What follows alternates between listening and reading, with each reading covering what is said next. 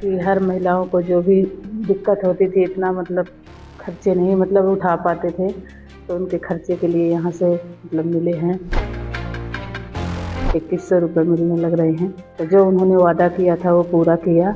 हाँ सुनो पाओ बेटा। कितने रुपये देते हैं अभी? 1100।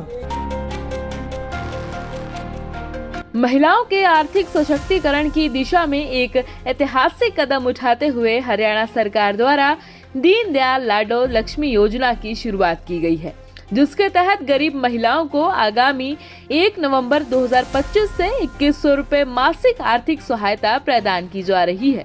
10 फरवरी 2026 को दीनदयाल लाडो लक्ष्मी योजना के तहत 9,22,452 महिला लाभार्थियों के बैंक खातों में सीधे 193 करोड़ रुपए ट्रांसफर किए गए।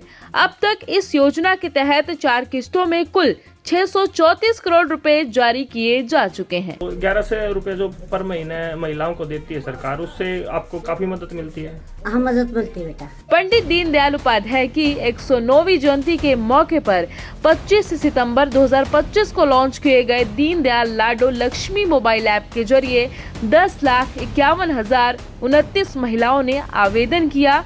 इनमें से 9,22,452 महिलाएं पात्र पाई गयी।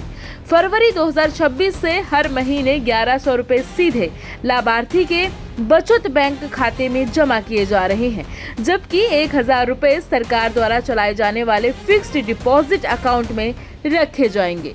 हर घर हर गृहिणी योजना के तहत गैस सिलेंडर रिफिल करवाने वाली हमारी लगभग 12,62,000 बहनों के बैंक खाते, जो गैस का सिलेंडर है उनको 500 रुपये में मिलेगा, ऊपर की राशि उनके खाते में पहुंचाई जाएगी। हमने दीनदयाल लाडो लक्ष्मी योजना आज तक 9,22,452 हमारी लाभार्थी बहनें, उनके खातों में 193 करोड़ रुपए की राशि आज पहुंचाई गई है। महिलाओं के जीवन स्तर में सुधार लाने के लिए हरियाणा की सैनी सरकार वो हर कदम उठा रही है, जिससे हरियाणा की बेटियों को हर कोने में सम्मान मिले। माननीय अध्यक्ष जी, अगर किसी ने गलत किया, एक मिनट तेवतिया जी बैठ जाओ, ज्यादा गर्म। माननीय अध्यक्ष जी, एक मिनट बात तो सुन लो ना। अगर किसी ने गड़बड़ किया, तेवतिया जी, अगर किसी ने गड़बड़ किया उसके खिलाफ कार्रवाई की है। मैं कह रहा हूं कि हमने कार्रवाई की है। हाँ, मैं यही कह रहा हूं। तेवतिया जी ये बात कह रहे हैं कि गड़बड़ हुई है, अच्छी बात है, इन्होंने बताई है कि गड़बड़ हुई है, पर हम कार्रवाई भी कर रहे हैं। माननीय अध्यक्ष जी, हम बख्श नहीं रहे हैं किसी को, हमारी सरकार तुरंत कार्रवाई कर रही है। माननीय अध्यक्ष जी, मैं बताना चाहूंगा कि किसान अपने खेत में धान लगाता है। कॉलिंग के टेंशन में ऐसे होता नहीं है। माननीय अध्यक्ष जी, अब मुख्यमंत्री जी जवाब दे। कॉलिंग का टेंशन ऐसे थोड़ा होता है, ऐसा नहीं होता। आप आराम से मुख्यमंत्री जी का जवाब सुने, उसके बाद कॉलिंग का टेंशन खत्म है। क्या कर रहे हैं आप? ये नहीं, तेवतिया जी कितने बड़े हो आप, कितने सीनियर हो, क्या कर रहे हो? क्या कर रहे हो? अच्छा लग रहा है क्या आपको? लग रहा है कि जो लोग देख रहे हैं वो खुश हो रहे होंगे? ऐसा कुछ नहीं है। प्लीज आराम से बैठिए आप, ऐसा नहीं है। यह हर वक्त का अच्छा नहीं लगता। प्लीज बैठिए मुख्यमंत्री जी। माननीय अध्यक्ष जी, मैंने ये कहा है, हाँ जरूर पकड़ा होगा इन्होंने, कोई खामी देखी होगी, आई होगी इसके माननीय विधायक जी के, क्योंकि जनप्रतिनिधि हैं, इनके पास लोग भी आते हैं, और कोई ना कोई खामी आई होगी। जो ही खामी आई हमने कार्रवाई की है। माननीय अध्यक्ष जी, मैं बताऊंगा कि हमने कितनी कार्रवाई की है। अच्छी बात है, आज जो ये विषय आपने स्वीकार किया है कि एक महत्वपूर्ण विषय था ये, माननीय अध्यक्ष जी आपने स्वीकार किया, हम चर्चा के लिए तैयार हैं। हम चाहते हैं कि हमारे विपक्षी साथी इसमें अच्छे सुझाव दें, जिससे कि हम इसको और लिबरेट कर सकें, इसमें कोई दिक्कत ना आए। हाँ, वही हम कह रहे हैं।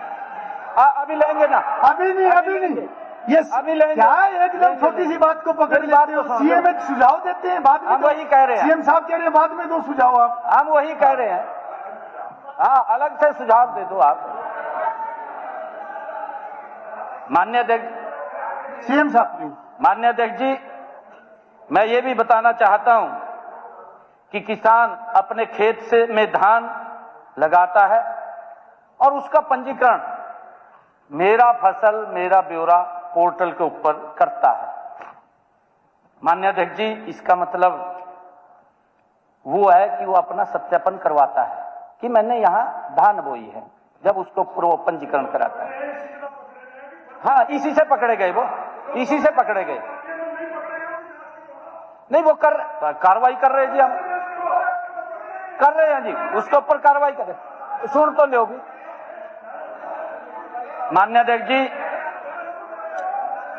जी, हमने उसके ऊपर कार्रवाई की है और इससे पता चलता है कि कितने क्षेत्र में धान लगाया है और उपज का भी सही आंकलन किया जाता है। इससे कि हमारे पास रिकॉर्ड आ जाता है, मेरा फसल मेरा ब्यौरा पोर्टल के ऊपर जब किसान रजिस्ट्रेशन करता है कि उसका कितना उसने धान लगाया है और उसी आधार के ऊपर हम देख लेते हैं कि इतना अनाज आने वाला है। माननीय अध्यक्ष जी, इसलिए यह कहना सही नहीं है कि पोर्टल पर सत्यापन की कोई प्रभावी व्यवस्था नहीं है। अभी आपके सामने कहा है हमारे विपक्षी साथियों ने। मैं बताना चाहूंगा कि खरीफ सीजन 2025-26 के दौरान राज्य की खरीद जो हमारी संस्थाओं द्वारा 3,01,000 किसानों से 62,13,000 मीट्रिक टन नान बासमती धान खरीद न्यूनतम समर्थन मूल्य पर की गई है। माननीय अध्यक्ष जी, गत सीजन में कृषि एवं किसान कल्याण विभाग के मेरी फसल मेरा ब्यौरा पोर्टल के अनुसार धान जो गैर बासमती है, धान के लिए कुल 30,17,968 एकड़ क्षेत्र का सत्यापन किया गया। माननीय अध्यक्ष जी, राज्य में अनुमानित उत्पादन 97,86,000 मीट्रिक टन ये आंका गया। हमारी खरीद नीति माननीय अध्यक्ष जी पूरी तरह से ये डाटा आधारित है। माननीय अध्यक्ष जी, मंडियों में जितनी फसल आई उसी का वजन, सफाई और तुलाई के बाद वास्तविक खरीद का पता चलता है कि कितनी खरीद दर्ज की गई, उसी के बाद ही पता चलता है।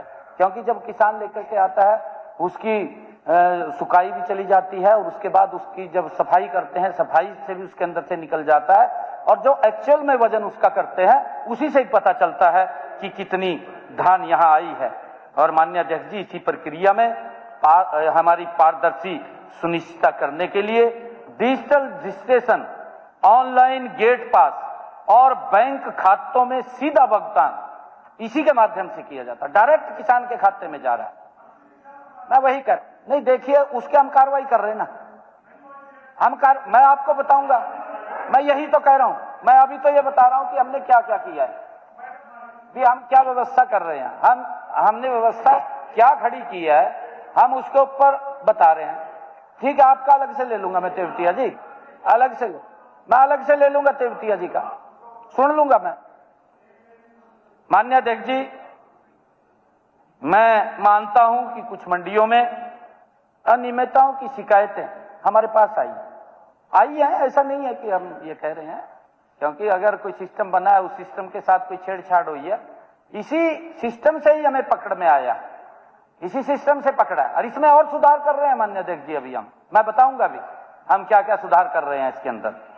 माननीय अध्यक्ष जी, मैं स्पष्ट करना चाहता हूं कि हमने मामले को गंभीरता से उसकी जांच की है। हमारे जो संज्ञान में आया तो हमने उसकी गंभीरता से उसकी जांच की और यह कहना सही नहीं कि हम जांच नहीं कर रहे। ये अभी हमारे अरोड़ा साहब ने कहा जी ये तो इसके अंदर तो सरकार मिली भी है, कहा बगैर सरकार के तो ये घोटाला हो ही नहीं सकता। कहा आपने कही बात ये गलत है। देखिए आफ्ताब जी, नहीं आफ्ताब जी, ये गलत है, ये कहना गलत है, ऐसा नहीं।